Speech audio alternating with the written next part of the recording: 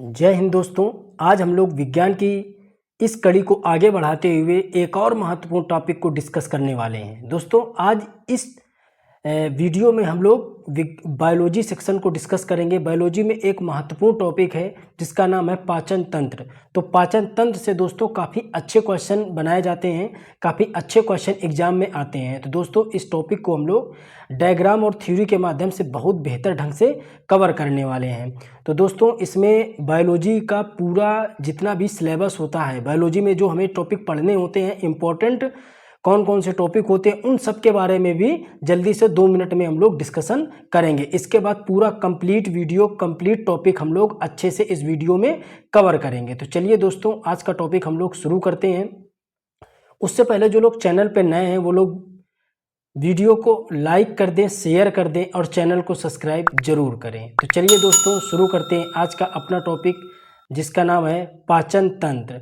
तो ये बायोलॉजी का सबसे पहले हम लोग समझ लेते हैं कि बायोलॉजी में हमें पढ़ना क्या होता है।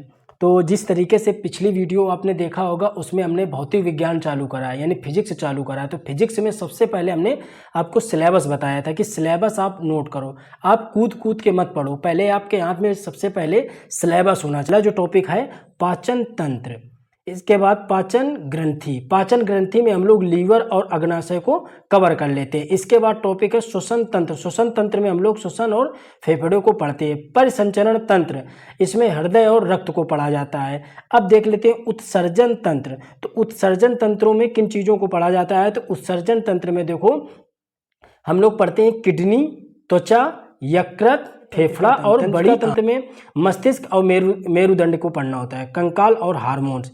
इसके अलावा पोषण के लिए प्रोटीन, वसा, विटामिन, कार्बोहाइड्रेट और खनिज लवण को पढ़ना होता है। इसके अलावा कोशिका, जीवों का वर्गीकरण, ऊतक और ऊतक तंत्र।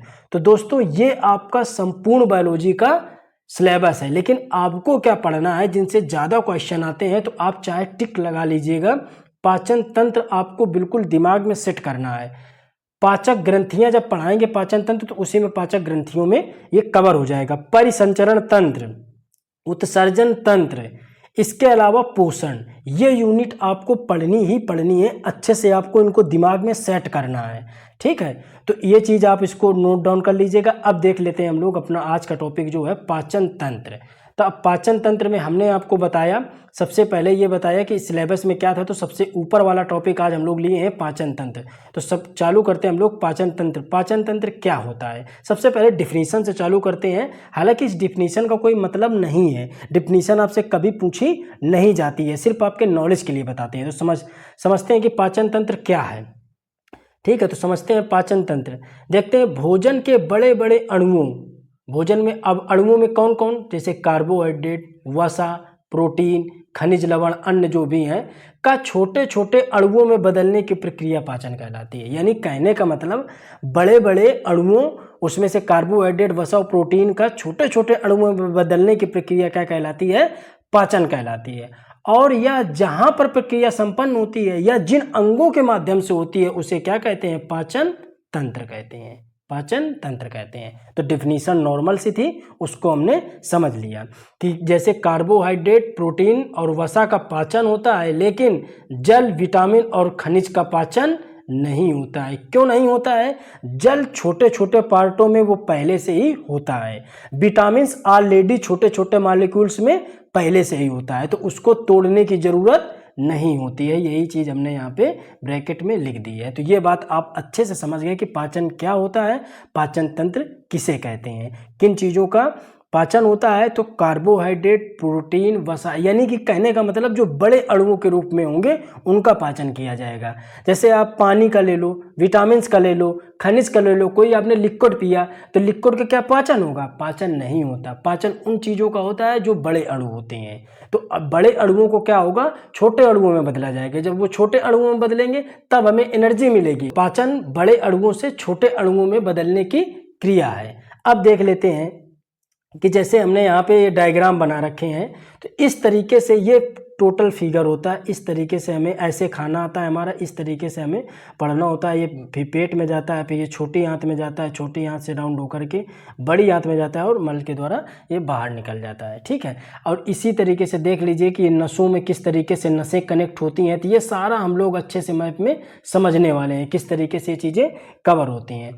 अब देख लेते हैं, हमने अभी आपको ऊपर ये बात बताई कि कार्बोहाइड्रेट, प्रोटीन और वसा, ये चीज़ें जैसे ही हम खाते हैं, मान लो आपने रोटी खाई, तो अब रोटी क्या है, बड़े बड़े टुकड़े हम लोग रोटी के खाते हैं। अब उसको तोड़ना होता है, तो उसको छोटे छोटे पार्टिकल में तोड़ा जाएगा। जब छोटे छोटे पार्टिकल में तोड़ा जाएगा तो उससे हमें एनर्जी मिलेगी और वही पचता है। ठीक है, उसी का पाचन होता है। बात समझ में आ गई। अब जैसे कार्बोहाइड्रेट आपने खाया, कार्बोहाइड्रेट को ही शर्करा कहते हैं। जब यह 100% पच जाता है तब यह ग्लूकोज के फॉर्म में होता है। किसके फॉर्म में? ग्लूकोज के। जैसे प्रोटीन, जब प्रोटीन का 100% पाचन हो जाएगा तो वो किसके फॉर्म में होगा? अमीनो अम्ल के फॉर्म में। ऐसे वसा, तो वसा किसके फॉर्म में होगी? वसी अम्ल के फॉर्म में। तो कहने का मतलब ये वह भाग है जिससे हमें एनर्जी मिलती है, जिससे हमें एनर्जी मिलती है। बात समझ में आ गई ना। अब देख लेते हैं अमीनो अम्ल क्या है। तो अमीनो अम्ल क्या है? या प्रोटीन के बने होते हैं, इनकी संख्या कितनी होती है? 20 होती है। या किसके बने होते हैं? प्रोटीन के बने होते हैं, इनकी संख्या क्या होती है?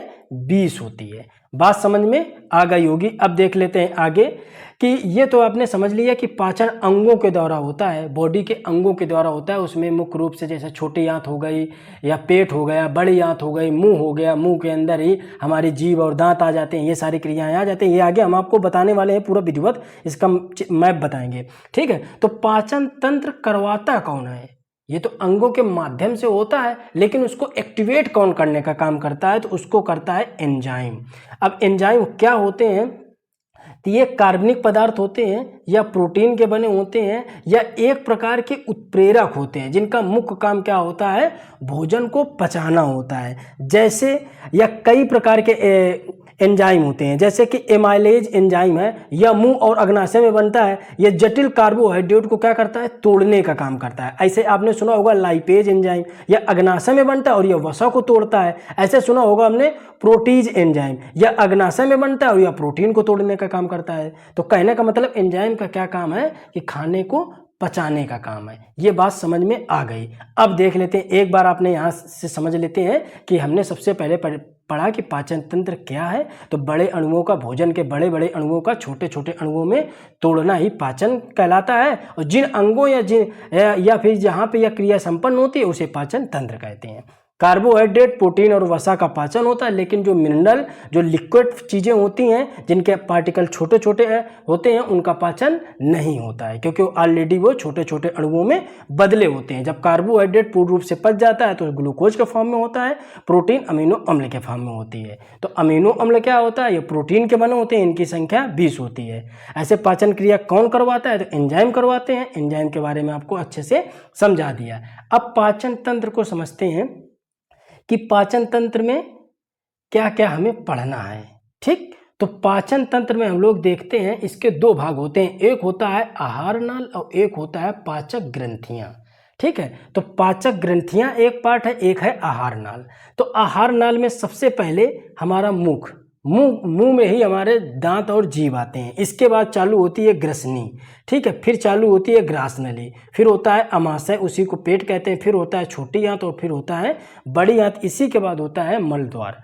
तो ये था एक प्रोसेस जिसके तहत हम लोग पाचन के प्रोसेस को समझते हैं। इस तरीके से खाना हमारा पचता है। सबसे पहले मुंह में लिया, ठीक है, इसके बाद वो ग्रसनी में आया, फिर ग्रास नली के माध्यम से वो पेट में गया, पेट से वो होते हुए छोटी आंत में गया, छोटी आंत से होते हुए वो बड़ी आंत में गया, बड़ी आंत से होते हुए क्या होता है? मल के द्वारा बाहर निकल जाता है। और फिर एक दूसरा इसका भाग बताया पाचन ग्रंथियां। तो पाचन ग्रंथियां क्या होती हैं? हमारे खाने को पचाने में सहयोग करती हैं। तो इस टॉपिक को हम लोग बाद में पढ़ेंगे, पहले हम लोग डिस्कस करेंगे आहार नाल के जो पॉइंट्स हैं, किस तरीके से खाना हमारा ऊपर से नीचे की तरफ आता है और कैसे वो पचता है। तो देख लेते हैं। सबसे पहले ये देखो, वही चीज़ यहाँ पे मैप में बताई है कि सबसे पहले यहाँ से खाना इंटर किया गया, तो ये मुख में आया, ठीक है। मुख से ये ग्रसनी से होते हुए आहार नाल से होते हुए, आहार नाल इसको बोला जाता है, ये जो पाइप है आपको दिख रहा है ये आहार नाल है। आहार नाल से होते हुए ये पेट में आया और पेट में होते हुए ये गया छोटी आंत में और छोटी आंत से होते हुए गया बड़ी आंत और बस से होते हुए आ गया मल के द्वारा या बाहर निकाल दिया गया। तो ये बात समझ में आ गई। इसी संपूर्ण प्रोसेस को हमें समझना, यही संपूर्ण प्रोसेस क्या कहलाता है, पाचन तंत्र कहलाता है। ठीक है, इसी को हमें एक एक पॉइंट को अच्छे से समझना है। तो सबसे पहले जब हम लोग आहार नाल पढ़ रहे होंगे तो आहार नाल में हम सबसे पहले पढ़ेंगे मुख गुहा के बारे में। इसी में हम लोग दांत, जीभ और लार को पढ़ते हैं। ये देख रहे हो ना, लार ग्रंथि इसी में तो पाई जाती है, किसमें, मुख गुहा में।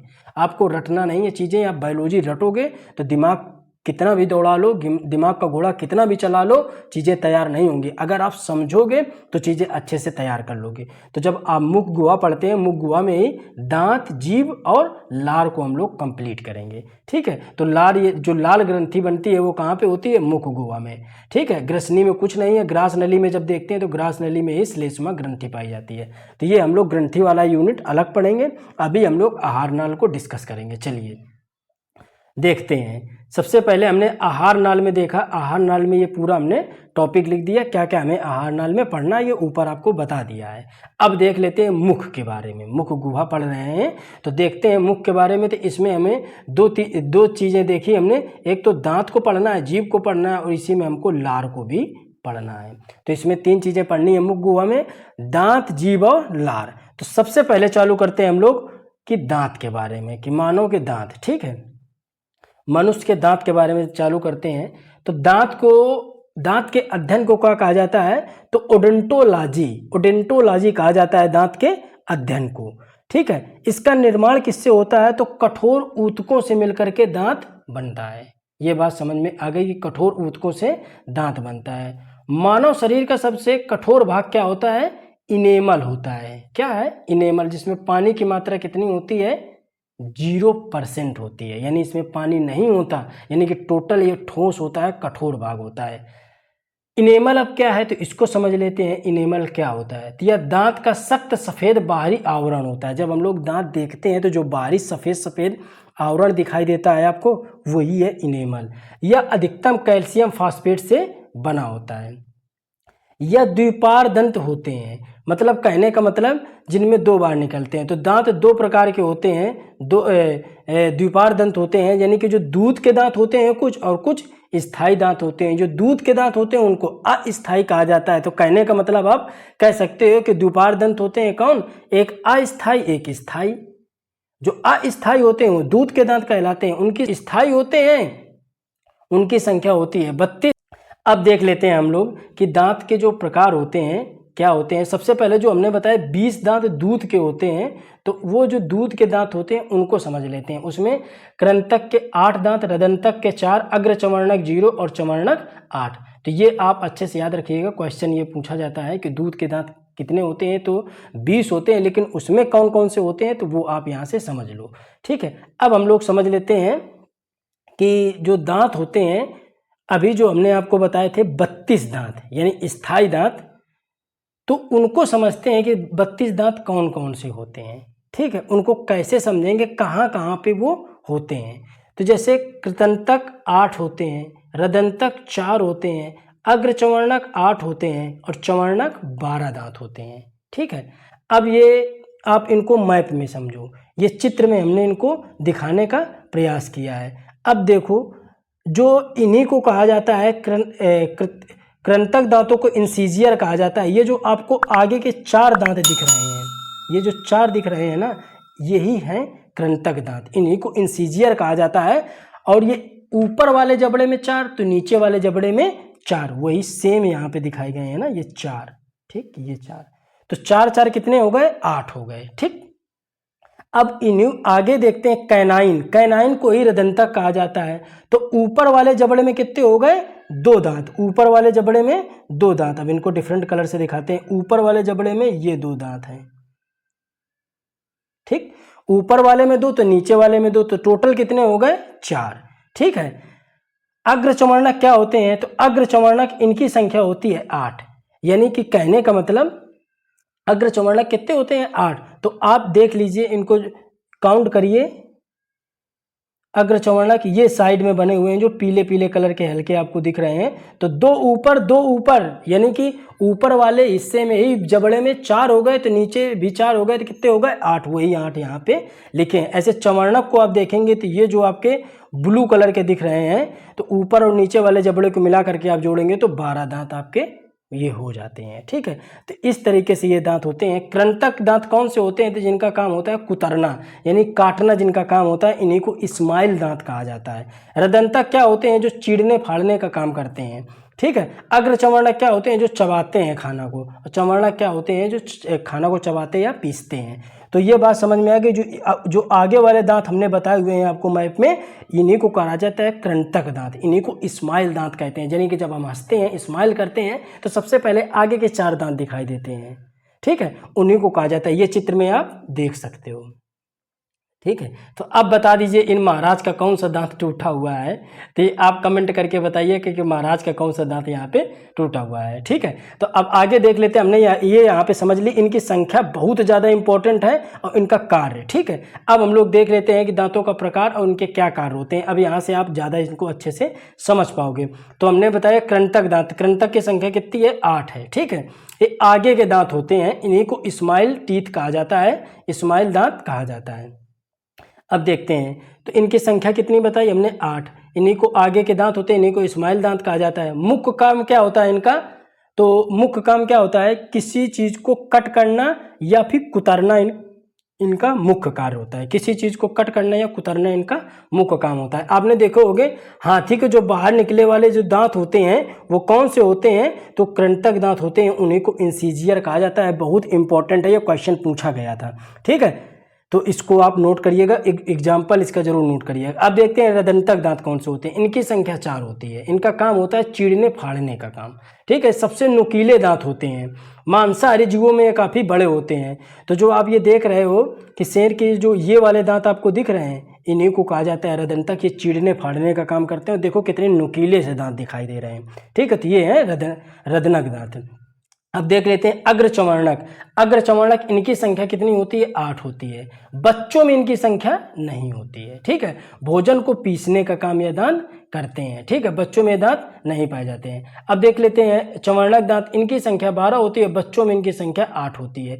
तो ये जो सस्पेंस वाले क्वेश्चन होते हैं ना, इन्हीं से क्वेश्चन वो पूछता है एग्जाम में। तो आपको यही चीज़ें यहाँ पे अच्छे से याद करनी है। जहाँ पे थोड़ा भी एक्सेप्शन हुआ, अपवाद थोड़ा भी आया, वहीं से क्वेश्चन क्रिएट हो जाता है। तो ये आपको अच्छे से चीज़ें याद करनी है। अब देख लेते हैं चवर्णक में ही सबसे पीछे वाले जो दांत होते हैं वो चवर्णक कहलाते हैं। इन्हीं को अक्ल की दांत कहा जाता है या विजडम टीथ कहा जाता है। इसमें अक्ल की दांत इन्हीं का भाग होते हैं। ठीक है, तो ये बात आपके समझ में आ गई होगी। अब अगर आपसे यहाँ से पूछ लिया जाए कि कौन से दांत हैं, तो आगे वाले जो 4 दांत हैं तो आप बताओगे सर ये कौन से हैं? कृंतक दांत हैं। इसके वाले ये जो दांत हैं, ये जो सिंगल यानी ऊपर 2 और नीचे 2 यानी 4 दिख रहे हैं, ये कौन से हैं? रदनक दांत हैं। इसके बाद ये जो आपको दांत दिख रहे हैं, ये कौन से हैं?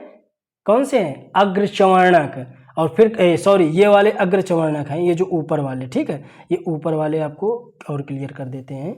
ये वाले, ये जो दिख रहे हैं, ये जो 2 दिख रहे हैं आपको, 2 2 4 और नीचे जोड़ लोगे तो 8। और ये जो 3 आपको ब्लू कलर के दिख रहे हैं ऊपर वाले जबड़े में, तो ये कौन है?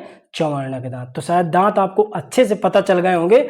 ऐसे ही आप कुछ डिजाइन बनाइएगा, ऐसे ही आप बना लीजिएगा, ऐसे इसमें नोट कर लीजिएगा ऐसे चित्र बना करके, और उसमें आप डिजाइन से बना लीजिएगा कि कौन कौन से दांत हैं। वही नीचे वाले जबड़े के लिए आप उनको मान लीजिएगा। तो ये बात समझ में आ गई होगी। अब समझते हैं हम लोग जीभ के बारे में कि जीभ का क्या काम है और जीभ को किस तरीके से, इससे कैसे क्वेश्चन पूछे जाते हैं। तो समझते हैं, जीभ एक संवेदी अंग होता है जो स्वाद का अनुभव कराता है। यह मांसपेशी अंग होता है, इसमें कोई हड्डी नहीं पाई जाती है, इसमें टोटल मांसपेशी से बना हुआ होता है। यह गले की हड्डी हायोड बोन से जुड़ी होती है, नहीं तो यह गिर जाएगी, और क्या करेंगे जब गिर जाएगी तो हम लोग इसको खाना में खा जाएंगे। तो इसको जो जुड़ी होती है, जो गले की एक हड्डी होती है जिसको कहते हैं हायोड बोन, उससे यह कनेक्ट होती है, उसी से यह जुड़ी होती है। ठीक है, हमारे जीभ के ऊपर जो स्वाद फील कराती है उन्हें कहते हैं हम पेपली। पेपली अंग्रेजी में कहते हैं, हिंदी में कहते हैं स्वाद कलिकाएं। तो जो जीभ में स्वाद का अनुभव कराती हैं वो कहलाती हैं स्वाद कलिकाएं। आप देख सकते हो चित्र में, ये डॉट डॉट डॉट डॉट करके जो आपको ये चित्र दिखाई दे रहे हैं, इन्हीं को कहा जाता है पेपली। यही है पेपली, जो क्या करते हैं कि हमें स्वाद का अनुभव कराते हैं। ये छोटे छोटे जो दाने दिख रहे हैं इन्हीं को पेपली कहा जाता है। तो आई होप ये चीज़ आप अच्छे से समझ गए होंगे। तो अब देखते हैं जीभ में कि अगर आपकी ये जीभ है और जीभ में अगर पूछ लिया जाए कि नमकीन का अनुभव कौन कराता है, कड़वे का अनुभव कौन कराता है, मीठे का अनुभव कौन कराता है, तो आप समझो जो सबसे आगे वाला भाग होता है जीभ का, यानी ये पार्ट, ठीक है, बात आप समझ रहे होंगे, ठीक है। तो समझते हैं कि जो ये आगे वाला पार्ट होता है ये मीठे का अनुभव कराता है, और जो इसके साइड का पार्ट है, दोनों साइड का पार्ट है, ये खट्टे का अनुभव कराता है, और इसके ऊपर वाला जो पार्ट होता है दोनों साइड का, ये नमकीन का अनुभव कराता है, और जो सबसे पीछे वाला पार्ट होता है ये कड़वेपन का अनुभव कराता है। जैसे प्याज, लहसुन, मिर्च, मसाला आपने खाया तो जो आपको कड़वाहट महसूस हुई वो कहाँ से हुई, सबसे पीछे वाले जीभ के सबसे पीछे वाले भाग पे, और जो आपको मीठा महसूस होता है वो कहाँ से होता है, सबसे आगे वाले जीभ के भाग से। तो ये बात अच्छे से आप समझ गए होंगे। अब समझ लेते हैं मुख गुहा। मुख गुहा क्या है? मुख गुहा में ही हम लोग पढ़ रहे थे ना, अभी हम लोग मुख गुहा में ही हम लोगों ने दो टॉपिक देखे, दांत और जीभ देखा। अब देख रहे हैं हम लोग लार। लार के बारे में हम लोग समझने वाले हैं कि लार से कैसे क्वेश्चन पूछे जाते हैं। तो समझते हैं सबसे पहले कि लार क्या होता है। यह एक क्षारीय ग्रंथि होती है। मुख गुहा में एक ग्रंथि पाई जाती है जिसको कहा जाता है लार या क्षारीय ग्रंथि होती है, ठीक है। इसके 3 जोड़ी ग्रंथियां पाई जाती हैं। लार ग्रंथि कितनी जोड़ी होती हैं? 3 जोड़ी। कहाँ पे पाई जाती हैं? मुख में पाई जाती हैं, आपके मुंह में पाई जाती हैं, जहाँ पे जीभ और दांत है वहीं पे ये ग्रंथियां पाई जाती हैं, ठीक है। अब ये होती कहाँ पे हैं? तो जैसे जो आपकी जीभ होती है, इस तरीके से अगर समझ लें, जो जीभ होती है तो 2 जोड़ी पाई जाती हैं जीभ के ऊपरी वाले हिस्से में, 2 जोड़ी जीभ के आगे वाले हिस्से में, और 2 जोड़ी, कहने का मतलब एक इस तरफ और एक इस तरफ, ये, ठीक है। तो इस तरीके से आपकी 6 ग्रंथियां पाई जाती हैं। 3 जोड़ी कह दो या 6 ग्रंथियां कह दो, तो ये बात आपके समझ में आ गई। तो ये मुख गुहा में हमें 3 पार्ट पढ़ने हैं, लार, जीभ और दांत। दांत और जीभ को हमने पढ़ लिया। अब हम लोग पढ़ रहे हैं लार। लार कहाँ पे पाई जाएगी? तो जीभ में ही 3 जोड़ी ग्रंथियां पाई जाती हैं, यानी कि 6 ग्रंथियां पाई जाती हैं, वो जीभ में पाई जाती हैं। तो कहाँ कहाँ पे? तो 2 ऊपर वाले हिस्से में, 2 आगे वाले हिस्से में, और एक एक अगल बगल पाई जाती हैं। अब ये ग्रंथियां होती कौन कौन सी हैं, ये भी तो बात इंपॉर्टेंट है, ये भी तो हमें चीज़ें समझनी है कि ग्रंथियां कौन कौन सी होती हैं। तो समझते हैं कि ग्रंथियां होती कौन सी हैं। तो 3 ग्रंथियां होती हैं जिसको कहते हैं पैरोटिड ग्रंथि, सबमिंडिबल ग्रंथि और सबलिंगुअल ग्रंथि। ये 3 ग्रंथियां हैं, पैरोटिड ग्रंथि, सबमिंडिबल ग्रंथि और सबलिंगुअल ग्रंथि। ये 3 ग्रंथियां पाई जाती हैं जो आपको बताया। तो जो पैरोटिड ग्रंथि है ये कहाँ पे लोकेटेड होती है, इनको भी आपको हम अच्छे से बता रहे हैं। तो समझो, सबसे पहले हमने आपको बताया 3 ग्रंथियां हैं ना। अब समझते हैं इस चित्र में, सबसे देखा हमने पैरोटिड ग्रंथि। तो जो पैरोटिड ग्रंथि है ये इस चित्र में आपको दिखाई दे रहा है, ये पैरोटिड ग्रंथि है। अगर आप संपूर्ण फेस देखें तो इस तरीके से होता है। तो ये वाली जो ग्रंथि है वो पैरोटिड ग्रंथि है, ये ही सबसे बड़ी लार ग्रंथि होती है। इसके बाद हमने पढ़ा सबमेंडिबल ग्रंथि। तो जो सबमेंडिबल ग्रंथि है उसी के जस्ट आगे वाली ग्रंथि सबमेंडिबल ग्रंथि कहलाती है। ये वाली सबमेंडिबल ग्रंथि है, ठीक है, ये सबमेंडिबल ग्रंथि है, ठीक है, जो आगे वाला चित्र है। अब इसके बाद होती है सबलिंगुअल ग्रंथि। तो जो सबसे छोटी लार ग्रंथि होती है वो कौन सी होती है? सबलिंगुअल ग्रंथि। तो जो सबसे आगे होती है वो सबलिंगुअल ग्रंथि होती है, ये सबसे आगे होती है। अब देखो एक क्वेश्चन आप यहाँ से पूछा जाता है, आपने सुना होगा गलसुआ। गलसुआ आपने सुना होगा कि गलसुआ हो गया। गलसुआ का मतलब गाल सूज जाना। अब ये किसके कारण होता है? तो ये ग्रंथियां पाई जाती हैं किसमें? मुंह में पाई जाती हैं। तो जब पैरोटिड ग्रंथि में किसी तरीके से संक्रमण हो जाता है, अब ये संक्रमण कैसे होगा? तो यह संक्रमण संक्रमित लार, छींकने या खांसने या फिर किसी अन्य माध्यम से अगर ये संक्रमण फैल जाता है तो पैरोटिड ग्रंथि में क्या हो जाता है? सूजन आ जाता है। जब पैरोटिड ग्रंथि में सूजन आ जाता है तो गाल हमारा सूझा महसूस दिखाई देता है, फूल जाता है, स्वेलिंग आ जाती है, सूज जाता है, तो उसी को कहा जाता है गलसुआ। गलसुआ। तो बात समझ में आ गई होगी। तो गल्स हुआ रोग किसके कारण होता है? तो पैरोटिड ग्रंथि में होता है गल्स हुआ रोग, जिसमें गाल सूज जाता है। क्यों होता है? जब किसी तरीके से कोई संक्रमण हो जाता है, किसमें? लार ग्रंथि में। किस लार ग्रंथि में? पैरोटिड लार ग्रंथि में। तो ये बात आपके अच्छे से समझ में आ गई होगी, आपने चित्र में इस चीज़ को अच्छे से समझ लिया होगा, ये बात अच्छे से आप समझ गए होंगे। अब देख लेते हैं, प्रतिदिन हमारे मुंह में 1 से 1.5 लीटर लार निकलती है।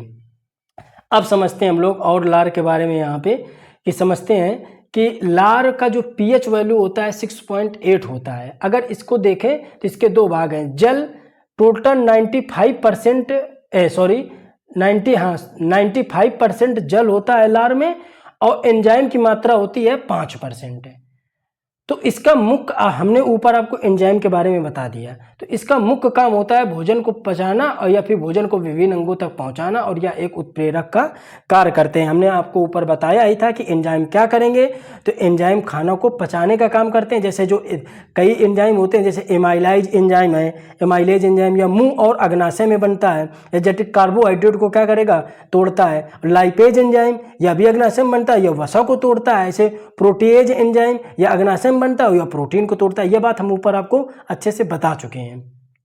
तो ये बात आपने समझ ली किसके बारे में? लार के बारे में। अब देख लेते हैं कि जैसे कि लार में कुछ एंजाइम पाए जाते हैं।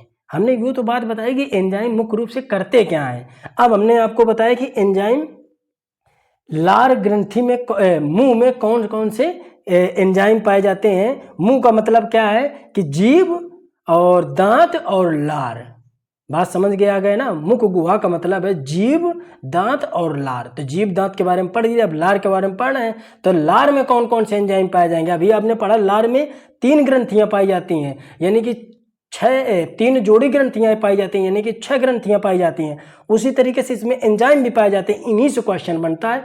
वेरी वेरी इंपॉर्टेंट टॉपिक है ये, आप इसको अच्छे से पढ़िएगा। पोषण, ये जो यूनिट है पाचन तंत्र, ये बहुत अच्छा यूनिट है, ठीक है। तो इसको आप पढ़िए। समझते हैं एंजाइम। तो जो इसमें एंजाइम होते हैं, तो एक एंजाइम होता है टाइलिन एंजाइम, ठीक। दूसरा होता है लाइसोम एंजाइम, तीसरा होता है एमाइलाइज एंजाइम। ये आपके 3 एंजाइम किसमें पाए जाते हैं? लार में। और ग्रंथियां कितनी पाई जाती हैं? 6 ग्रंथियां पाई जाती हैं, ठीक। तो पाई तो 3 ही जाती हैं, वो जोड़े में पाई जाती हैं, तो इस वजह से उनको कह दिया जाता है 3 जोड़ी ग्रंथियां पाई जाती हैं, ठीक। अब देख लेते हैं एंजाइम में टाइलिन एंजाइम क्या होता है। तो यह कार्बोहाइड्रेट यानी स्टार्च का पाचन करता है, या भोजन में मौजूद स्टार्च को मल्टोज में कन्वर्ट कर देता है। और लाइसोम एंजाइम क्या होता है? यह सड़े खाने में, खराब खाने में उपस्थित सूक्ष्म जीवों का भक्षण कर देता है। कहने का मतलब ये है कि जैसे मान लो अचानक से कोई किसी की आदत होती है मुंह को खोल करके सोने की। अब मच्छर आया और उसके मुंह में घुस गया, तो अब मच्छर घुस गया और उसने मुंह बंद कर लिया गलती से, तो मच्छर मुंह के अंदर रह गया ना। तो ये एंजाइम क्या करता है?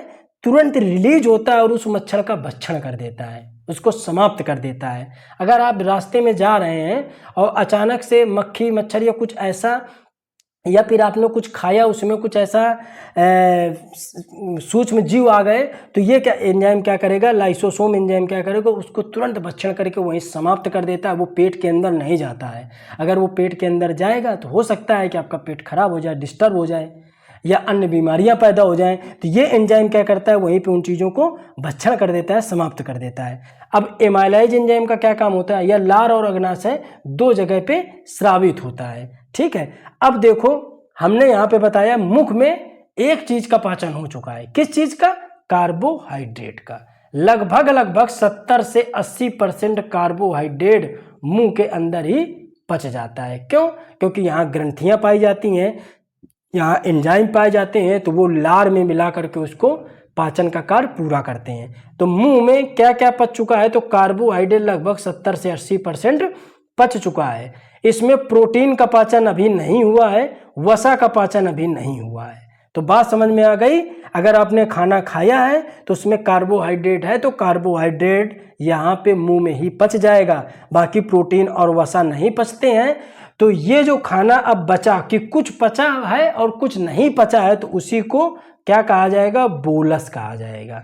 वेरी वेरी इंपॉर्टेंट ये पॉइंट है। बोलस किसको कहा जाता है? तो बोलस वह खाना होता है जिसमें कार्बोहाइड्रेट की मात्रा पच चुकी होती है लगभग, और प्रोटीन और वसा नहीं पचा होता है, तो उसको क्या कहा जाता है, बोलस। तो हमने ये चीज़ यहाँ पे अच्छे से समझ ली कि खाना क्या कहलाया, यहाँ पे जो चीज़ें पची और जो चीज़ें नहीं पची, तो ये चीज़ हमने यहाँ पे समझ ली, क्या कहलाया, बोलस। तो अभी हमने इस मैप में पढ़ा, यहाँ पे हमने लार भी पढ़ लिया, ठीक। तो हमने मुख गुहा को अच्छे से पढ़ लिया। मुख गुहा में हमने लार, दांत और जीभ को अच्छे से डिस्कस किया, ठीक है। इसको बढ़िया से आप नोट्स बनाइएगा अपने शब्दों में। अब हमको आगे, जब इसके आगे बढ़ेंगे तो हम लोग देखेंगे ग्रसनी, ठीक। तो ग्रसनी में खासकर कुछ नहीं पढ़ना होता है। ये जो आप गले में आप देखोगे, ये ठुड्डी के जो नीचे भाग होता है, जो कुप्पीनुमा संरचना होती है, इसी को ग्रसनी कहा जाता है, ठीक है। इसके बाद हम लोग पढ़ेंगे ग्रास नली और अमाशय। तो अगले वीडियो में हम लोग इन 3 टॉपिक को कवर करने वाले हैं, ग्रसनी, ग्रास नली, अमाशय या छोटी आंत और बड़ी आंत। तो अगले वीडियो में हम इसको आगे कवर करेंगे। तो एक बार मैप में हम लोग इसको फाइनली देख लेते हैं कि अभी हमने यहाँ पे पढ़ा क्या। तो देखो, भोजन हमारा कुछ इस तरीके से आया, हमने भोजन ग्रहण किया कुछ इस तरीके से, ऐसे, ठीक है। अब ये मुख था, इसी में हमने जीभ, लार और दांत को पढ़ा था। इसके बाद भोजन आगे आएगा, तो ये जो कुप्पीनुमा संरचना यहाँ पे आपको दिखी गले में, ठीक है, इसी को ग्रसनी कहा जाता है। इसके बाद ये ग्रास नली आ गई, ग्रास नली में, ठीक है, फिर आ गया ये पेट आ जाएगा, फिर छोटी आंत और बड़ी आंत, और फिर मल द्वारा खाना बाहर निकल जाएगा। तो अगले वीडियो में हम इसी टॉपिक को आगे डिस्कस करेंगे। तो दोस्तों, कैसा लगा वीडियो? अगर वीडियो आपको अच्छा लगा है, चीज़ें समझ में आई हैं, तो वीडियो को प्लीज़ कम से कम एक बार आप लोग शेयर करें, और जो लोग चैनल पे नए जुड़े हैं वो लोग चैनल को सब्सक्राइब करना ना भूलें। मिलते हैं दोस्तों अगले वीडियो में, तब तक जय हिंद, जय।